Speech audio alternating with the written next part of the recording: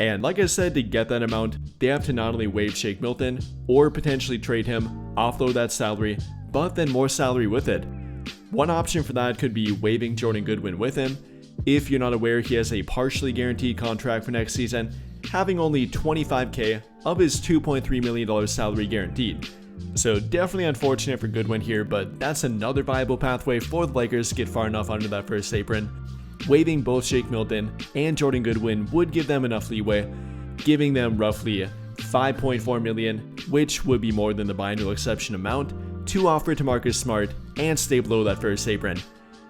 And if you're kind of losing me here and not following what I'm saying, with the first apron, they are hard capped at it after using their non-tax pyramid level exception, which they used to sign both DeAndre Ayton and Jake LaRavia. So after they did that, they then became hard capped at that first apron, which is set at roughly $195.9 million next season. At the current moment, they are $900K below that, so yes, they absolutely have to make more moves after this point, getting far enough under that first apron to not only stay below it, but then to offer that biannual exception amount to Marcus Smart here, likely waiving both Shake Milton and Jordan Goodwin. Though that's not the only pathway for them. Instead of waiving them, they could maybe trade them, one or both of them, maybe actually a different player with them. Many people have mentioned the possibility of trading either Gabe Vincent or Maxi Kleber.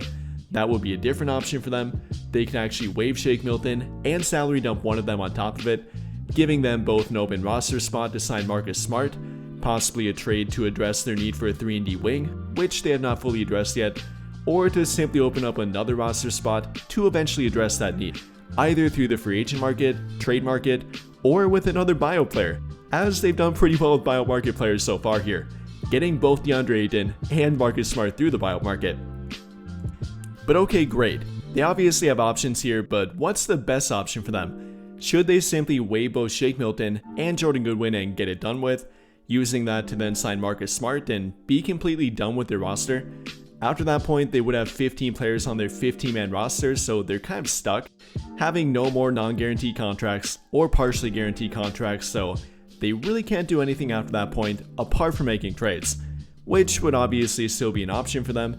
If they want to do that, they certainly can, simply waiving both Goodwin and Milton, signing Marcus Smart, then keeping their trade options open going forward, but it might lose them the at least salary or I guess kind of valuable contracts of Shake Milton and Jordan Goodwin. Might be better off trying to use them through a trade rather than simply waiving them. That's kind of the option here. If they want to go that route, the trade route, or maybe a different option and trading Gabe Vincent and or Maxi Kleber instead, they do have options here and they'd have to pick one of them, as again, they can't simply sign Marcus Smart without doing something first.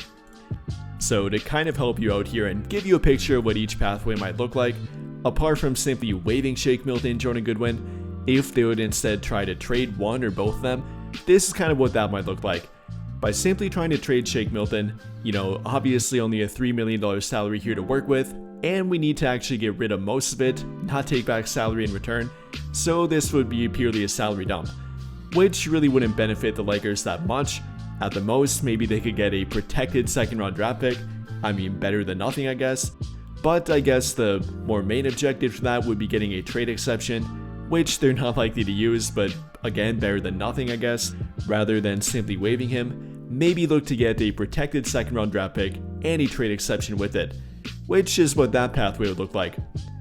Or then if they want to trade both Shake Milton and Jordan Goodwin, they could do that and take a small salary back in return, maybe somebody on a second-round draft pick salary, having under a contract or rather salary amount of $2 million next season.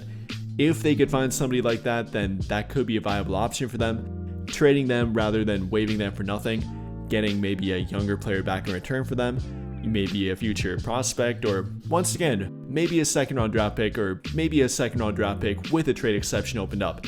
That's what that would look like, and that would be the objective with it. Again, not really too much in return and not really a huge benefit of it, but better than simply nothing. But I think that'll pretty much do it for this one.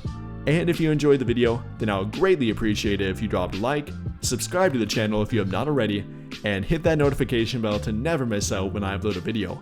But as always, thank you for watching and have a great day or night.